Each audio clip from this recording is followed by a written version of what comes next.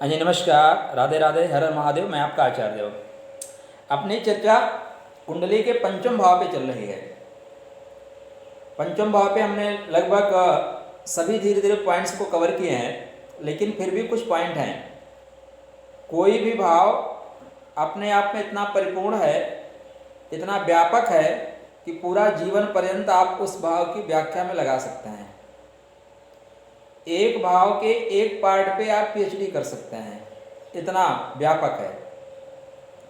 पंचम भाव मूलतः जहाँ हमारे विद्या का है, वहीं हम इसको संतान के लिए देखते हैं। संतान आपको कैसी होगी, संतान कैसी होगी, संतान पहले तो होगी कि नहीं होगी, फिर कैसी होगी।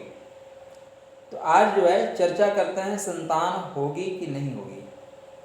संतान प्रतिबंधक योग तो नहीं बन रहे हैं आपकी कुंडली में। कौन कौन से वो ग्रह हैं जो आपके कुंडली में आपको संतान से दूर रख सकते हैं। तो पंचम भाव का जो स्वामी है, सबसे महत्वपूर्ण भूमिका उसी की होगी, पंचमेश की।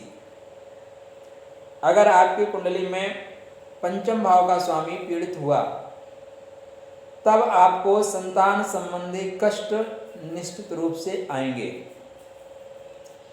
कितने मात्रा में पीड़ित है, कहाँ पे जाके पीड़ित है, इसको भी आपको केयर करना पड़ेगा। पंचम भाव का स्वामी मान लीजिए अपने ही घर में है, लेकिन रश्मि युक्त नहीं है। क्या है? रश्मि युक्त नहीं है, डिग्री ठीक नहीं है। अब डिग्री अगर ठीक नहीं है, उसकी 29 डिग्री का है, 1 डिग्री का है, ठीक है ना, एकदम बाल्यावस्था में पैदा ही हो रहा है और मृतक अवस्था में है, तब भी आपको संतान संबंधी कष्ट मिलेंगे। संतान भाव का स्वामी खष्टम में है, तो खष्टम किसका है? रोग का है, ऋण का है। मतलब रोगोपचार के बाद संतान आपको होगी। कुछ न कुछ ऐसी परेशानियां आ रही हैं जो दवा खाने के पश्चात आपको ठीक होगी और संतान आपको प्राप्त होगी। यहाँ का स्वामी अष्टम भाव में बैठ जाए तब भी संतान संबंधी परेशानी होती है। यद्यपि अष्टम भाव चतुर्थ का सुख है, अष्टम भाव चतुर्थ का सुख है, किंतु अष्टम क्या है? गड्ढा है। तो जब पंचमेश अष्टम में जाएगा तो अष्टमेश की तो वृद्धि करेगा, अष्टमेश में शुभता लाएगा, लेकिन पंचम भाव के लिए प्रॉब्लम होगी। पंचमेश कमजोर हो जाएगा। पंचम का स्वामी अपने से पंचम नवम में बढ़िया है, पंचम का स्वामी अपने से खष्टम दशम में जाएगा। यहाँ पे कुछ समय के लिए संतान संबंधी परेशानी आ सकती है, आएगी जरूरी नहीं है, आ सकती है, क्योंकि अपने से खष्टम है, अपने से छठ में है। उसी तरह पंचम का स्वामी द्वादश में चला गया, अब यहाँ पे परेशानी आनी सुनिश्चित है। पंचम का स्वामी एक तो द्वादश में गया और दूसरा अपने से अष्टम गया है, अपने से अष्टम गया है, तो यहाँ पे संतान संबंधी परेशानी आएगी ही आएगी। पंचम का स्वामी अपने से द्वादश चला जाए, माने चतुर्थ भाव में, कहने के लिए तो बहुत अच्छा योग है, कहने के लिए बहुत अच्छा योग है कि त्रिकोण का स्वामी केंद्र में हो गया, राजयोग कारक हो गया, लेकिन पंचमेश अपने से द्वादश चला गया। तो कोई भी ग्रह अपने से जब द्वादश जाएगा तो उस भाव की शुभता में कमी कर देगा, या उस भाव का फल वो नहीं दे पाता, अपने से बहुत दूर जाकर बैठ जाता है। इसके साथ साथ ये तो क्या हुआ, यहाँ पे संतान के परेशानी आने के ये छोटे छोटे योग हैं।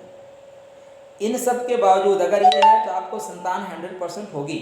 कितने परसेंट? 100% होगी, जब तक पंचमेश नहीं पीड़ित हुआ। तो अगर पंचमेश भी पीड़ित है, पंचम भाव भी पीड़ित है, तब आपको संतान संबंधी कष्ट मिलेंगे।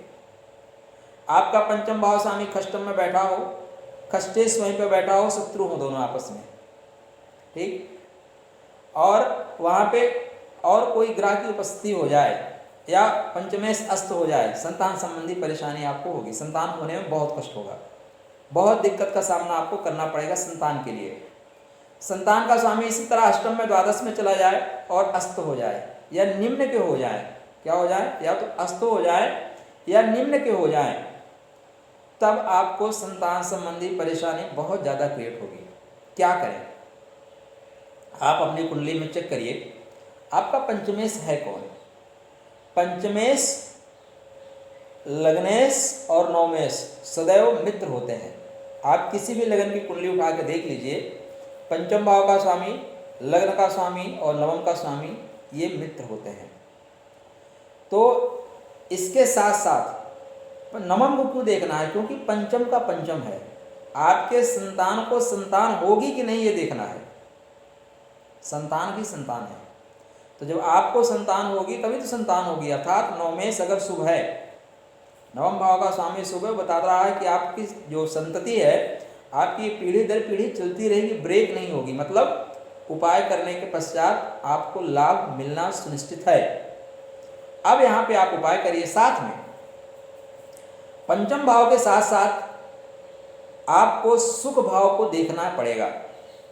देखिए, बात करने के लिए अलग है कि आदमी ज्ञानी बन जाए, लेकिन जीवन में माता के बिना, पत्नी के बिना और एक अवस्था के पश्चात, प्रारंभिक अवस्था में माता से सुख मिलता है और जीवन में जैसे आप 25-28 साल में आ जाते हैं, जीवन साथी से सुख मिलता है। पत्नी मत कहिए, जीवन साथी से सुख मिलता है। जातिका है तो जातक, जातक है तो जातिका, और उसके पश्चात फिर संतान से सुख मिलता है। आपके पास कितनी भी धन संपदा हो, लेकिन अगर आपका घर बच्चों से सूना है, आंगन में बच्चे नहीं खेल रहे हैं, तो आप सुखी नहीं हैं। समृद्ध हो सकते हैं, तो आपको अपने सुखेश को देखना पड़ेगा। अगर आपका सुखेश नहीं पीड़ित है, तब आप निश्चित मान के चलिए कि आपको संतान हो जाएगी, क्योंकि आपके सुख में संतान का सुख लिखा है। सुख का मतलब है संतान का भी सुख मिलेगा आपको। आपका अगर सुखेश भी पीड़ित है, मैंने अभी तक जितनी भी कुंडलियाँ देखी हैं संतान से रिलेटेड, जिनको संतान संबंधी परेशानी है, उनके कुंडली में पंचमेश पीड़ित है, साथ में सुखेश भी पीड़ित है। अब पंचमेश सुखेश जब दोनों पीड़ित हो जाते हैं, तो ये इंगित करते हैं कि आप प्रयास भी करेंगे, सफलता मिलने की संभावनाएं कम है।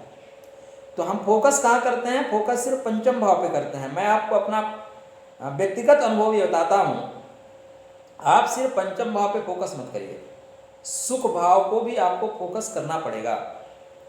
आपके कुंडली में अगर सुखेश ठीक है, सुख है, तभी तो संतान होगी, नहीं संतान होके भी हाथ से निकल जाती है।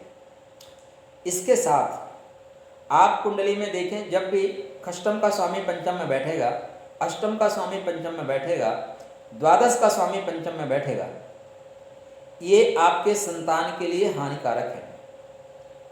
इसके साथ आपके कुंडली में जितने भी तलाकवादी प्लैनेट्स हैं, विच्छेदी ग्रह, तलाक मत कहिए, विच्छेदी ग्रह कहिए, विच्छेदी ग्रह हैं, जब ये पंचम भाव में बैठेंगे तो पंचम भाव से विच्छेद कराएंगे, संतान को आपसे अलग कराएंगे। यहाँ पे संतानें होती तो हैं, संतानें गर्भ में आती तो हैं, लेकिन गर्भ में ही नष्ट हो जाती हैं। मंगल बैठा है, गर्भपात कराएगा। सूर्य बैठा है, गर्भपात कराएगा, ठीक है ना। राहु बैठा है, गर्भपात कराएगा।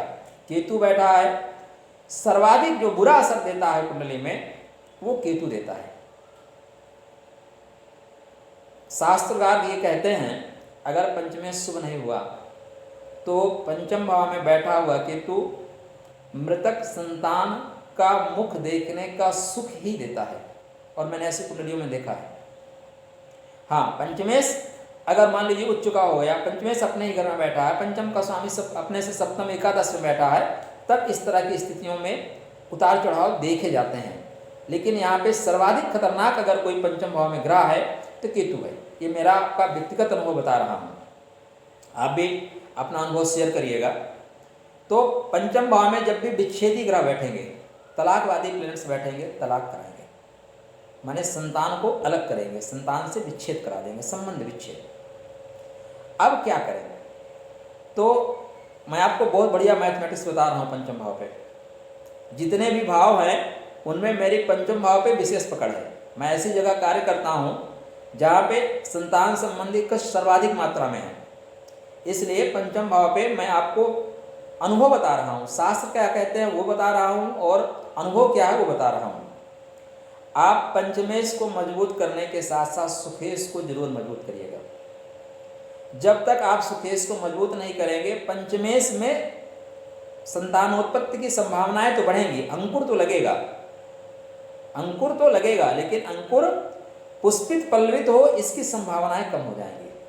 तो कुंडली में चतुर्थेश, पंचमेश, नौमेश, देखिए साथ में सेकंड हाउस अगर बहुत बुरी तरह से पीड़ित है, कभी कभी क्या होता है पंचम भाव का स्वामी बहुत अच्छा है, लेकिन द्वितीय भाव अगर बहुत बुरी तरह से पीड़ित है तब भी संतान होने में परेशानी होती है। क्यों? निजत्व का है, खुद का परिवार है, जिसको हम आज के शब्द में बोलते हैं ना फैमिली, वो फैमिली का है, माने आप, आपके पत्नी और आपके बच्चे, निजत्व। तो अगर निजत्व में विच्छेदी ग्रह बैठे हैं, निजत्व में इस तरह के परेशानी वाले ग्रह बैठे हैं, तब भी संतान संबंधी कष्ट आपको मिलेगा। क्या करें? आप अपने चतुर्थेश को मजबूत करिए, पंचमेश को मजबूत करिए, चतुर्थेश पंचमेश को मजबूत करिए, और जो भी विच्छेदी ग्रह हैं, जो भी अलगाववादी ग्रह हैं, जिनकी रश्मियाँ पड़ रही हैं, उनको आप उनकी रश्मियों से अपने आप को डिस्कनेक्ट करिए, पूजा के माध्यम से, दान के माध्यम से, शांति के माध्यम से, कुछ भी माध्यम हो सकता है, लेकिन उनको डिस्कनेक्ट करना है। चतुर्थेश को निश्चित रूप से आपको मजबूत करना पड़ेगा।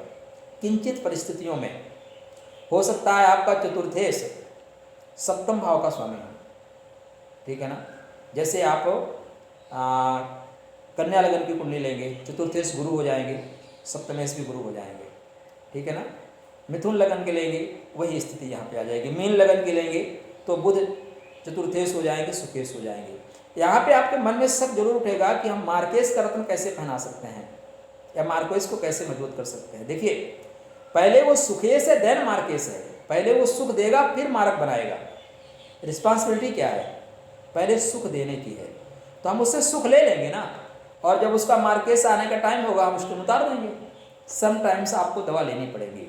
जहर भी सही समय पे अमृत का काम करता है, और अमृत भी सही समय पे ना लिया जाए तो जहर का काम करता है। ये डॉक्टर की मैथमेटिक्स से कौन सी दवा के साथ कौन सी दवा सूट करेगी, ये आपको अनुभव के आधार पर ही मिलेगा। आप अपने चतुर्थेश को मजबूत करिए, पंचमेश को मजबूत करिए, साथ में पंचम भाव का जो इष्ट है, पंचमेश के जो इष्ट है, उनके शरण में जाइए।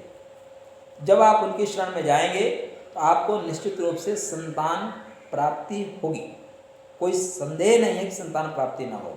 साथ में कुंडली में कुछ श्राप योग बनते हैं, आप वो भी चेक कर लें कि कहीं किसी का श्राप तो नहीं है। माता का श्राप हो गया, पिता का श्राप हो गया, बंधु बांधवों का श्राप हो गया, और जितने भी 8-9 प्रकार के श्राप बनते हैं, तो उनको भी आप चेक कर लें, उनकी भी शांति कराना आवश्यक है। एक और चीज़ कुंडली में मैंने देखी,